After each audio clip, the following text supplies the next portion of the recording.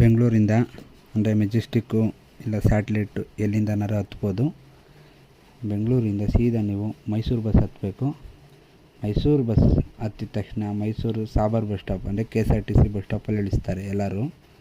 ಅಲ್ಲಿಂದ ನೀವು city bus stop ಅಂದರೆ CBS ಬಸ್ ಸ್ಟಾಪ್ಗೆ ಹೋಗಬೇಕು. ಅಂದರೆ ಅಲ್ಲಿಂದ 40 ರೂಪೀಸ್ ಆಗುತ್ತೆ. ಅಲ್ಲಿಂದ ನೀವೇನಾದರೂ ಅಲ್ಲಿಂದ ನಿಮ್ಗೆ ಯಾರನ್ನು ಗೊತ್ತಿರೋರಿದ್ದರೆ ಓಕೆ, ಇಲ್ಲ ಅಂದರೆ ನೀವೊಂದು ಆಟೋ ಗಿಟೋ ಊಬರ್ ಬುಕ್ ಮಾಡಿ, ಇಲ್ಲಾಂದರೆ ಯಾವ್ದಾರು ಗೊತ್ತಿರೋ ಆಟೋನ ಬುಕ್ ಮಾಡಿಕೊಂಡು ಸೀದಾ ನೀವು ಕೊರಗಜ್ಜನ ದೇವಸ್ಥಾನಕ್ಕೆ ಹೋಗ್ಬೋದು. ಕೊರಗಜ್ಜನ ದೇವಸ್ಥಾನ ಬಂದು ಅಲ್ಲಿಂದ ನೀವು ಹೋಗ್ಬೇಕಾದ್ರೆ bus number 66, 65 bus number Kuvempu Nagar ಇಲ್ಲಾಂದರೆ ಬೋಗಾದಿ ಅಂತ ಹೇಳ್ತಾರೆ.